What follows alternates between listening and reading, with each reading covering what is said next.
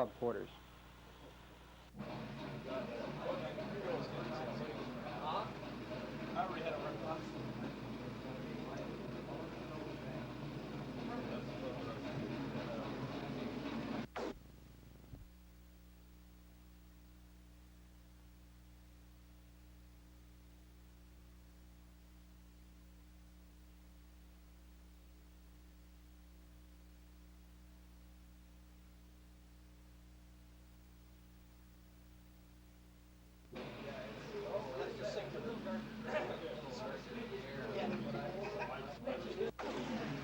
Model railroading is governed by the National Model Railroad Association, which is international in scope and operates out of Canton, Ohio.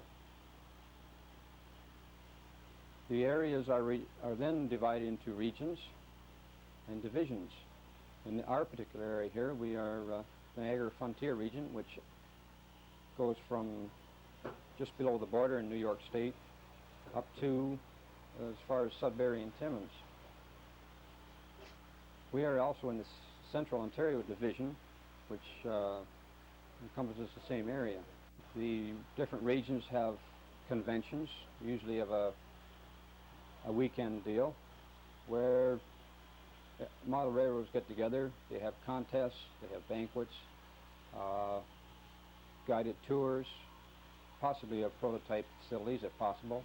Some even have rides on railways if they can manage to arrange accommodations for such. They usually alternate from the United States one time to Canadian another. The national conventions are normally held mostly in the States because there's many more railroaders in the States than in Canada, percentage-wise. In 1979, the national will be held in Calgary, Alberta. The regional conventions are pretty well centered in southern Ontario because of the population-wise. In the spring of 1980, the Lake Simcoe Railway Modellers will be hosting the Niagara Frontier Spring Meet here in Barrie at the Continental Inn.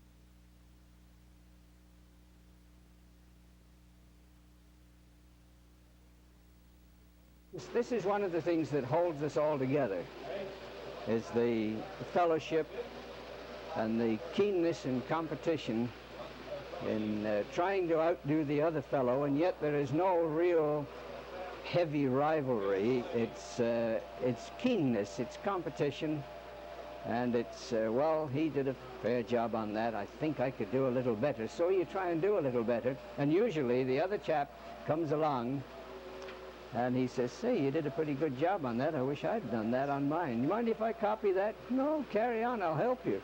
This is the kind of attitude that prevails amongst all model railroaders. It's new members, perhaps don't know too much about railroading. Well, Joe will help you with that. Harry will help you with this. Oh, Gordy will help you with scenery, and David will help you with structures, and this is the way it goes all the way through the whole club.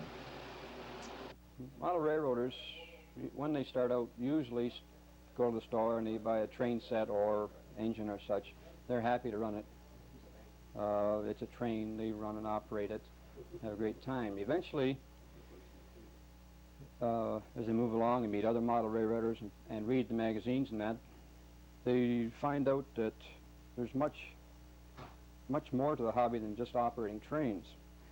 So then they maybe start to specialize. They may decide on one particular type of railroad. They may decide on they want to operate diesel or steam, or they may operate both. But to get there, if they wish to operate prototype equipment, then they go to books and magazines, or they take photographs of the prototype to find out proper colors, proper lettering, the additional details which they will put on their engines. So they take their commercially painted and lettered engines. They will strip the paint off, add all the detail that they want to get as close to prototype form as possible. They will then repaint it into the appropriate colors, go to a great deal of paint, putting all the striping and masking on it, then letter it either for the prototype, or if they have their own private railway, they will put their own railway on it.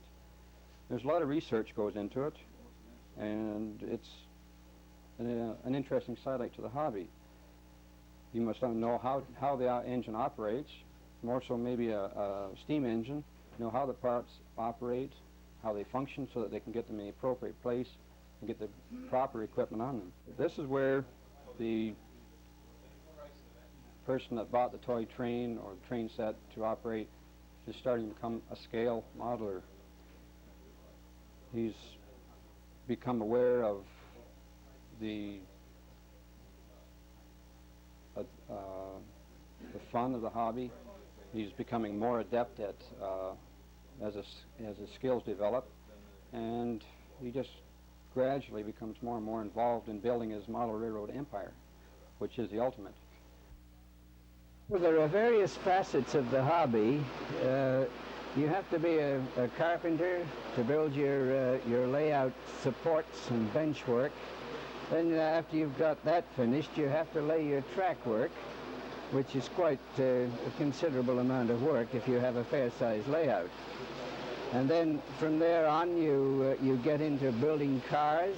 First of all, you usually buy car kits, which are sold by the manufacturers, and you just sort of bang them together, as it were, and stick them together with glue as carefully as possible and make them run. And then you get into what we call scratch building, which entails cutting your own pieces of wood and sizing them all. You work from plans, very often from real railroad plans or plans that are published in the various railroad magazines that we buy. And from there on, you get into contests and you try and pit your skills against other model builders, which come from all over the world. It's an international thing, and people who belong to the National Model Railroad Association, they all compete with each other, and the competition gets pretty stiff. So that when you start winning ribbons and merit awards and that sort of thing, it gives you a great deal of satisfaction that all the work and effort that you've put into this is reaping a reward for you. There's no monetary prizes. You get ribbons and you get certificates and you get fantastic fellowship with model railroaders from all over the United States, Canada, Australia, New Zealand, South Africa, from UK. They just come from all over the world.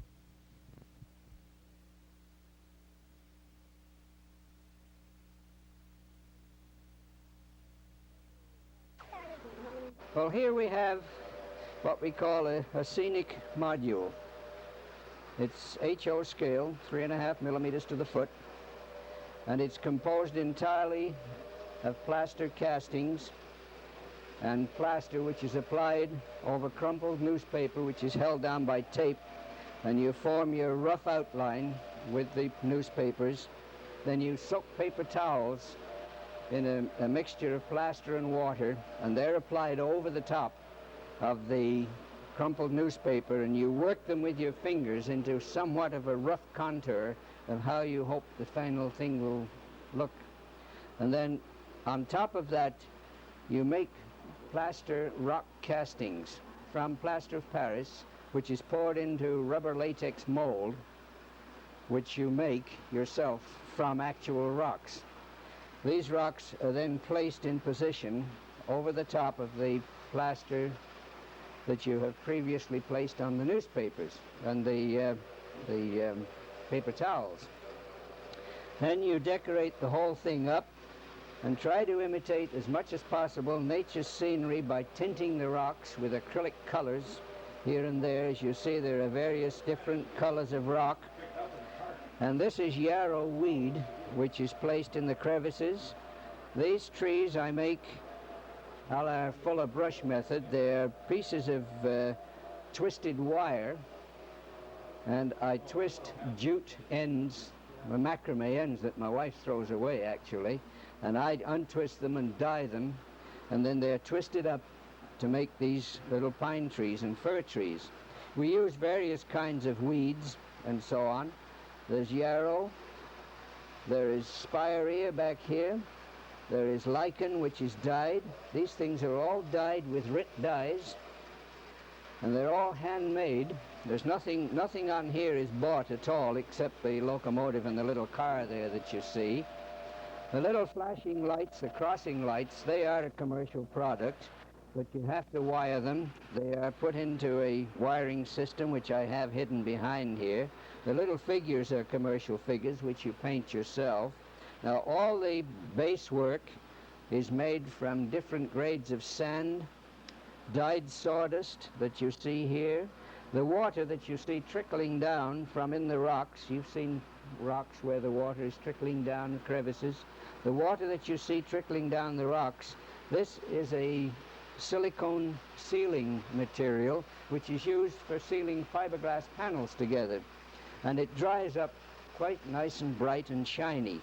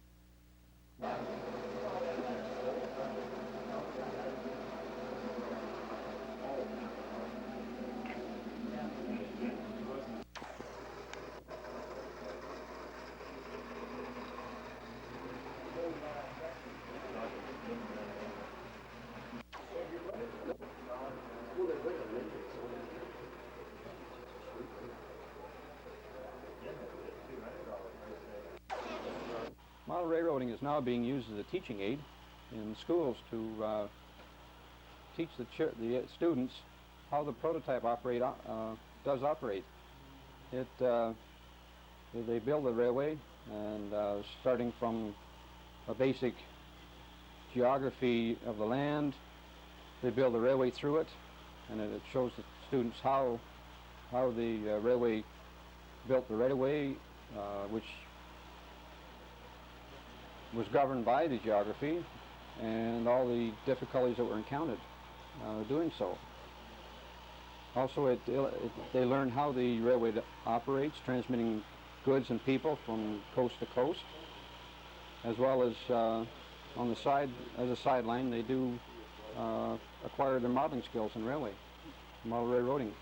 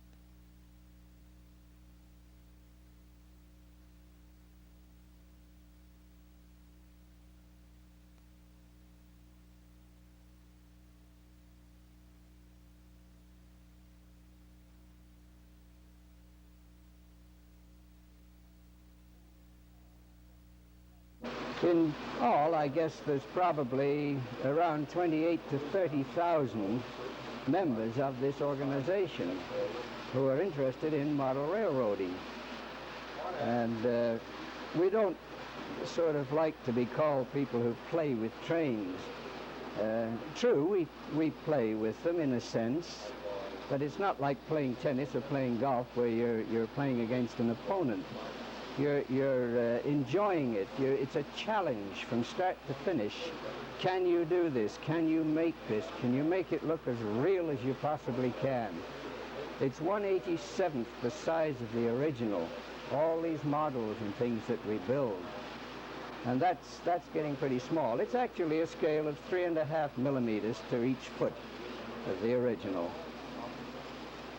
And you get a real big kick out of it. And, a lot of people, they build ship models, airplane models, and so on. With ship model building, you build a ship and it sits on the mantelpiece and gathers dust, and it doesn't do anything. It's a pride of accomplishment, but with model railroading, when you've built the equipment, you can run it and do something with it.